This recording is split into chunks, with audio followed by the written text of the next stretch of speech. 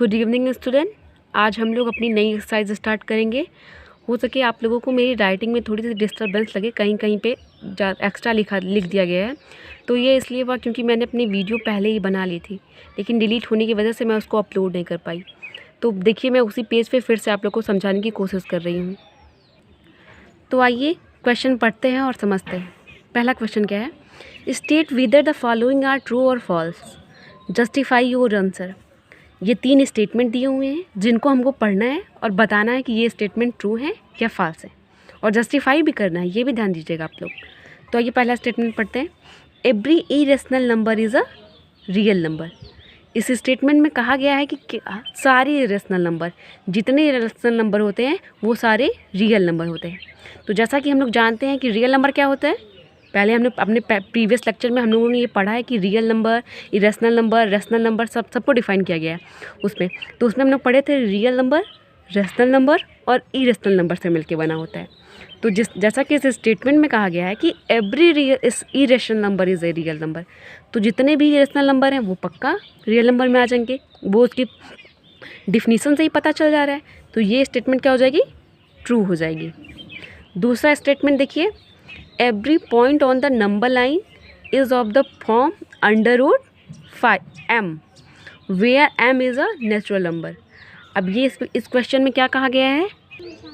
इस क्वेश्चन में कहा गया है कि जितने भी पॉइंट होते हैं जो नंबर लाइन पे रिप्रेजेंट किए जाते हैं वो अंडर रूट m के फॉर्म में होते हैं, और जहाँ पे यम एक नेचुरल नंबर होता है। तो नेचुरल नंबर हम लोगों ने पढ़ लिया कि नेचुरल नंबर 1 2 3 मतलब वो नंबर जिनको हम काउंट कर सकते हैं।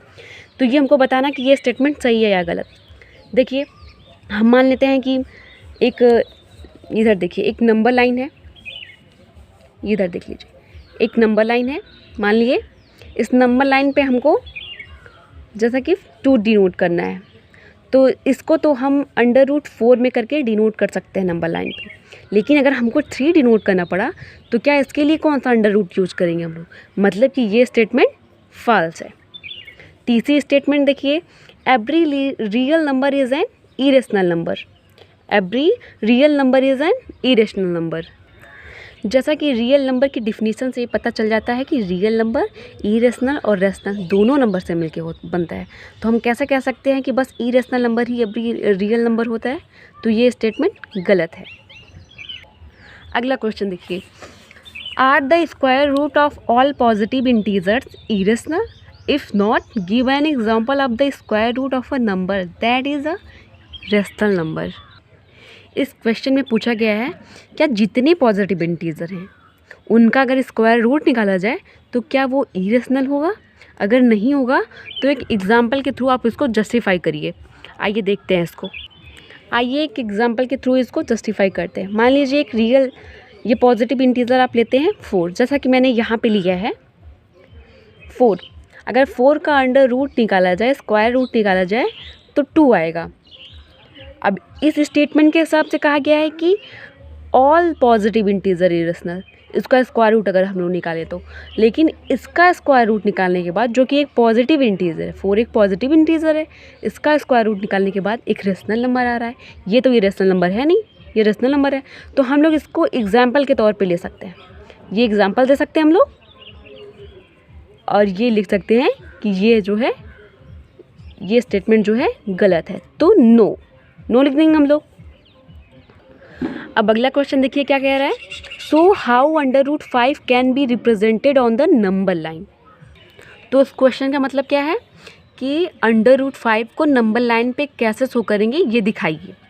उससे पहले हम लोग ये जानेंगे कि अंडर रूट 5 को नंबर लाइन पे दिखाने के लिए एक हम लोग राइट एंगल ट्रायंगल लेंगे।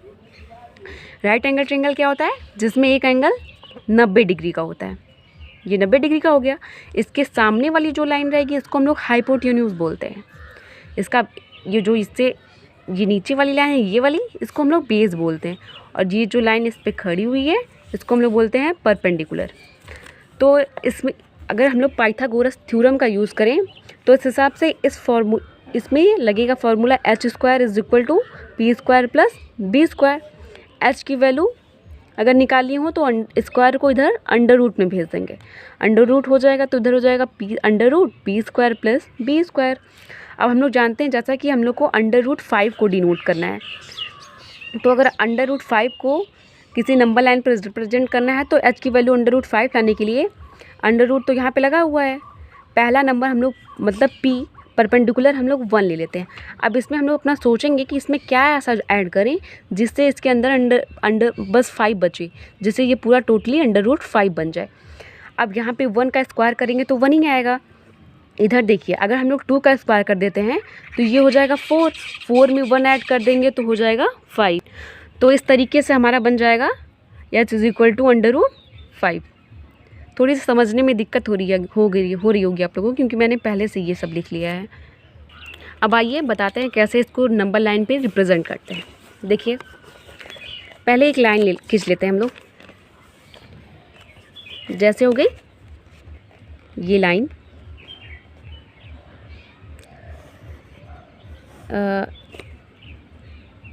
ये इधर। अब इसको 1-1 सेंटीमीटर का गैप कर देते हैं इसमें, जैसे ये हो गया 1 सेंटीमीटर 1 सेंटीमीटर 1 सेंटीमीटर। अब कहीं पे भी 0 डिनोट कर लेते हैं। 0 डिनोट कर लिए तो इसके इधर वाला नंबर माइनस में होगा, इधर वाला नंबर प्लस में होगा, +1 +2 +3 +4 +5 +6। जैसा कि बेस क्या था उसमें, देखिए बेस यहाँ पे 2 है और परपेंडिकुलर 1 हम लोग यहाँ पे लिए थे ना, p की जगह 1 रख के b की जगह 2 रख के, तो उसी के हिसाब से करेंगे हम लोग। देखिए यहाँ से 0 से लेके 2 तक तो बेस हो जाएगा ये पार्ट। अब परपेंडिकुलर कितना था 1, फिर से यहाँ से हम लोग रख के इसको 1 सेंटीमीटर का, पहली बात तो हम लोग प्रोटेक्टर की हेल्प से हम लोग 90 डिग्री का इस पर एक एंगल बनाएंगे जो कि सीधे बनेगा ऐसे। अब हम लोग क्या करेंगे, इसको 0 से ऐड कर देंगे, ये हो गई √5। अभी इसमें पाइथागोरस थ्योरम लगा दिया जाए तो इसकी वैल्यू √5 आएगी। इसको हम लोग डिनोट कर लेते हैं b से, इसको a से। अब हम लोग को √5 जो था वो एक नंबर लाइन पे रिप्रेजेंट करना था, लेकिन अभी तो √5 ऊपर है, यहाँ पे है। अब इसको इस लाइन पे रिप्रेजेंट करने के लिए हम लोग को कंपास की ज़रूरत होगी। प्रेजेंट टाइम में मेरे पास कंपास तो नहीं है, लेकिन मैं आप लोग को ऐसे बता सकती हूँ। जैसे कंपास ले लें, उसकी नीडल यहाँ पे रख दें और पेंसिल वाला पार्ट यहाँ पे रखें जहाँ पे मैंने रखा है। फिर ऐसे ही इस पे ही रख के ऐसे ही उसको जब आप घुमाएंगे तो एक आर्क बनेगा, और जो ये आर्क है इधर ही बनेगा, तो ये आर्क होगा, यही √5 होगा। मतलब कि अब हम लोगों ने एक नंबर लाइन पे √5 को रिप्रेजेंट कर लिया है, हो गया। तो इस तरीके से आप लोग इसको रिप्रेजेंट करेंगे। अब आइए नेक्स्ट एक्सरसाइज पे, एक्सरसाइज 1.3। इससे पहले हम लोग जान लेते हैं कि कुछ टर्मिनेटिंग नंबर क्या होते हैं और नॉन टर्मिनेटिंग नंबर क्या होते हैं। तो टर्मिनेटिंग नंबर वो होते हैं जो पूरी तरह से कट जाते हैं, और नॉन टर्मिनेटिंग वो होते हैं जो पूरी तरह से नहीं कटते हैं। आइए इसका पहला क्वेश्चन पढ़ते हैं। Write the following in decimal form and say what kind of decimal expansion each has. अब जितने भी नंबर दिए गए हैं बताना है कि इनका पहले डेसिमल निकालना है, और फिर बताना है इनको कि इनमें कौन सा टर्मिनेटिंग डेसिमल एक्सपेंशन है और कौन सा नॉन टर्मिनेटिंग डेसिमल एक्सपेंशन है। तो आइए पहला क्वेश्चन सॉल्व करते हैं। जैसे पहला क्वेश्चन यहाँ पे है 36/100। तो ये 100, 10, 1000 इस टाइप के जो जितने क्वेश्चन आते हैं उसमें जितने जीरो रहते हैं, डिनोमिनेटर में जितने जीरो रहते हैं उतने डिजिट के बाद हम लोग पॉइंट लगा देते हैं, डेसिमल लगा देते हैं। जैसे इसमें 2 जीरो है तो यहाँ पे 2 डिजिट के बाद 1 2 यहाँ पे हम लोग डेसिमल लगा दिए। अब ये देखिए जो कि ये नंबर पूरी तरह से कट जा रहा है, कुछ बच नहीं रहा है इसमें, तो ये क्या हो जाएगा, टर्मिनेटिंग डेसिमल एक्सपेंशन। इसी तरीके से आप दूसरा क्वेश्चन करिएगा क्योंकि इसी तरह है।